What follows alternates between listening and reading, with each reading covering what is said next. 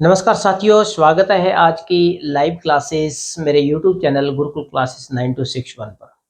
आज की इस छोटी सी वीडियो में बहुत ही काम की बात मैं आपके साथ साझा करने वाला हूं, क्योंकि हर क्लास के अंदर एक प्रेपोजिशन का टॉपिक लगता है, चाहे आप किसी भी क्लास के कैंडिडेट हैं। मैं छोटी से छोटी क्लास की अगर बात करूं तो आज वर्तमान जो मॉडर्न स्टडी चल रही है उसमें थर्ड क्लास से प्रेपोजिशन लगनी स्टार्ट हो जाती है, और ये प्रेपोजिशन आपका तब तक पीछा नहीं छोड़ती जब तक आप कंपटीशन का एग्जाम देते रहते हैं, ठीक है ना।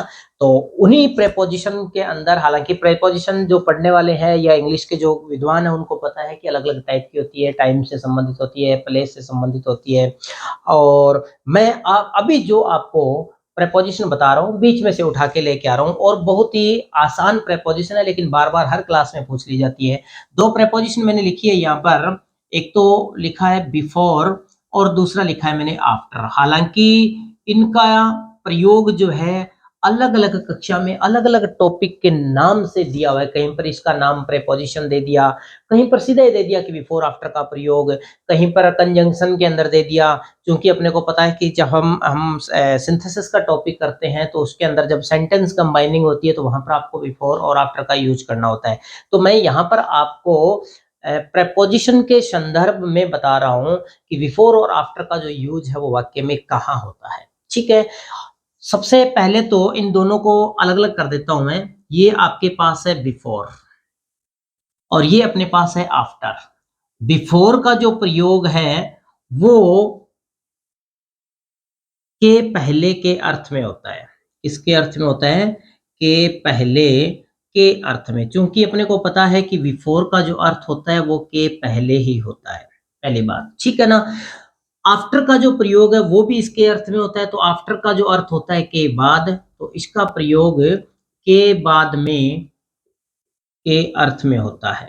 ये अपने को ध्यान रखना है, ठीक है। आपका जो सेंटेंस दे रखा है उसमें आपको अच्छी तरह से उस सेंटेंस को कॉम्प्रिहेंड करना है, जिसमें आपको पता चल जाएगा कि के पहले का अर्थ लेना है या के बाद का अर्थ लेना है। जैसे मैं यहाँ पर वाक्य लिखता हूँ, एक सेंटेंस मैंने लिख दिया है, मंडे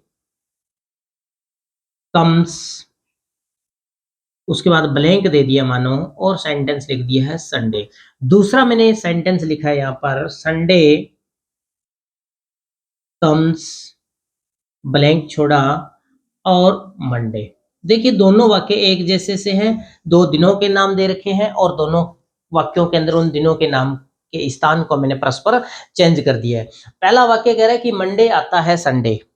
अब अपने को ये थोड़ा कॉमन सेंस ही काम में लेनी है, क्योंकि इसके अर्थ में ही अपने को प्रयोग करना है। आपके पास दो अर्थ पड़े हैं, के पहले और के बाद। अगर के पहले के अर्थ का वाला वाक्य है तो आपको बिफोर का यूज कर देना, और के बाद के अर्थ वाला वाक्य है तो आफ्टर का प्रयोग कर देना है। तो पहले सेंटेंस को आप पढ़िए, मंडे कम्स, सोमवार आ रहा है या आता है संडे के पहले या बाद। अपना दिमाग लगाना है, ठीक है ना। सोमवार रविवार के पहले आता है या बाद में आता है। और जो दूसरा वाक्य वो कह रहा है कि रविवार सोमवार के पहले आता है या बाद में आता है। तो अपने को पता है सप्ताह के दिनों के बारे में। और जिन कैंडिडेट्स, हो सकता है कि कोई बिल्कुल नया बच्चा ही मेरे वीडियो को देख रहा है जिसको सप्ताह के दिनों के बारे में ही जानकारी नहीं है, तो मैं आपको बता देता हूँ कि एक जो वीक है उस वीक के अंदर जो 7 डेज होते हैं, 7 डेज होते हैं। शुरुआत एक वीक की कहाँ से होती है? संडे से होती है। The first day of a week is Sunday. आपके सप्ताह का जो पहला दिन होता है वो संडे होता है। अब आपका वाक्य क्लियर हो जाएगा। मंडे जो आता है वो संडे के पहले आता है कि बाद में आता है? क्योंकि संडे तो सबसे पहले आता है तो मंडे तो उसके बाद में आता है, तो यहाँ किसका प्रयोग कर देंगे हम? आफ्टर का प्रयोग हो जाएगा, कोई दिक्कत नहीं है इसमें। दूसरा वाक्य कहता है कि संडे आता है। अब संडे कब आता है? मंडे से पहले आता है, तो यहाँ पहले के लिए आप किसका यूज कर दोगे? बिफोर का यूज कर दोगे। ये तो बात आ गई आपकी इसके अर्थ की। बिफोर और आफ्टर के अर्थ में इनका जो भी अर्थ होता है उसी अर्थ में वाक्य के अंदर इनका प्रयोग किया जाता है। Is that clear? अब बिफोर का जो एक अर्थ और होता है वो होता है के सामने। बिफोर का एक अर्थ क्या होता है? के सामने। तो के सामने के अर्थ में भी इसका यूज होता है, के सामने के अर्थ में। और आफ्टर का जो यूज है इसका भी एक और अर्थ होता है, वो होता है के पीछे, के पीछे के अर्थ में, के पीछे के अर्थ में। चूंकि आपको पता है कि बिफोर आफ्टर का ऑपोजिट है और आफ्टर बिफोर का ऑपोजिट है, इसीलिए के पहले का ऑपोजिट के बाद हो गया और के बाद का ऑपोजिट के पहले हो गया। यहाँ पर के सामने का ऑपोजिट के पीछे हो गया और के पीछे का ऑपोजिट के सामने हो गया, ठीक है ना। तो के सामने और के पीछे का अर्थ जहां पर आता है वहां पर भी आपको बिफोर और आफ्टर प्रेपोजिशन का यूज करना है। उदाहरण के तौर पर आपके पास मैं चलिए दो सेंटेंस लिख देता हूं।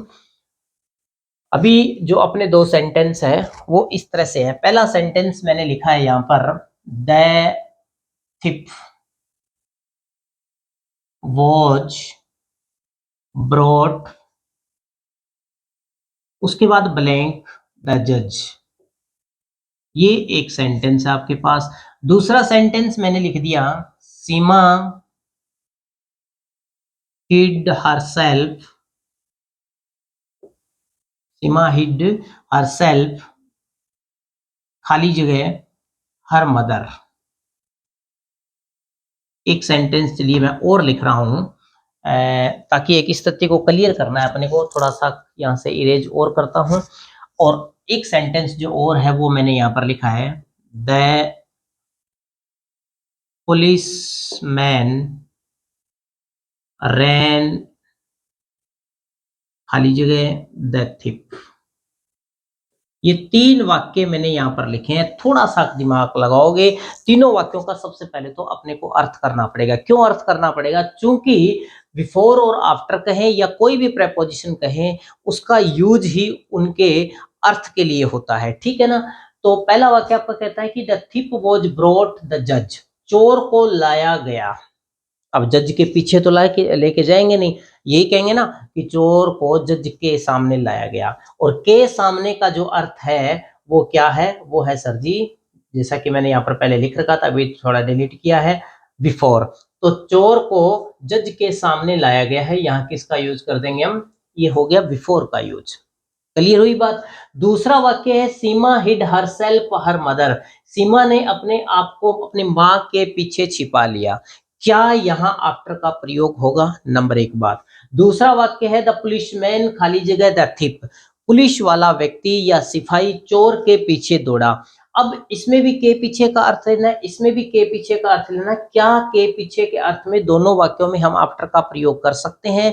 तो यहाँ मैं आपको स्पष्ट बता देता हूं, दोनों वाक्यों के अंदर हालांकि अर्थ जो लेना है वो पीछे का ही लेना है। और पीछे के अर्थ में चूंकि अपने को पता है कि आफ्टर प्रेपोजिशन आती है, परंतु इन दोनों वाक्यों में आफ्टर का यूज नहीं होगा।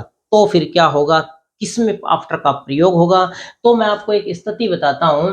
आपके पास ये जो यहाँ आफ्टर का प्रयोग के पीछे के अर्थ की बात है, वो अगर कोई भी स्थिति पकड़ने की कंडीशन हो, एक व्यक्ति किसी दूसरे व्यक्ति को पकड़ने के इरादे से पीछे हो, तो ही आफ्टर का प्रयोग होता है। और यदि एक व्यक्ति किसी दूसरी चीज के पीछे है लेकिन पकड़ने का उसका सेंस नहीं है, और वो सेंस है मान लीजिए पीछे है, तो फिर दूसरा सेंस कौन सा बच गया? वो बच गया सर जी छिपने का। अगर छिपने की सेंस हो तो वहां आफ्टर का यूज नहीं होता है, वहां एक अलग से प्रेपोजिशन अपने को काम में लेनी होती है। वो कौन सी होती है? Preposition behind. तो सीमा ने अपने आप को अपनी माँ के पीछे छिपाया, वहां आफ्टर का यूज होने के बजाय किसका यूज होगा?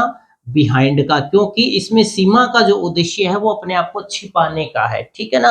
और इस वाक्य में पुलिस वाला जो वो चोर के पीछे दौड़ा है, अब पुलिस वाले का जो उद्देश्य है वो चोर को पकड़ने का है, तो पकड़ने की जो सेंस आती है वहां आपको किसका यूज करना है?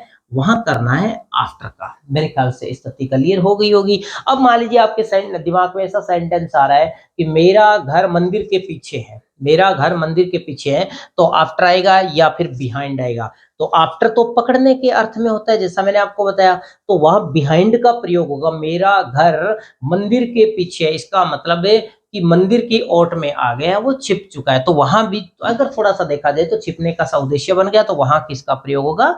बिहाइंड का। मेरे ख्याल से स्थिति क्लियर हो गई कि पहले के अर्थ में आपको बिफोर का यूज करना है, के पीछे के अर्थ में और के बाद के अर्थ में आपको आफ्टर का प्रयोग करना है। और ये जो यहाँ कंडीशन है के सामने की, उसमें भी आपको बिफोर का यूज करना है। ठीक है ना? कैसी लगी मेरी वीडियो? अगर अच्छी लगी हो तो लाइक शेयर ज़रूर कीजिएगा। मिलेंगे ऐसी इंटरेस्टिंग वीडियो के साथ। नमस्कार।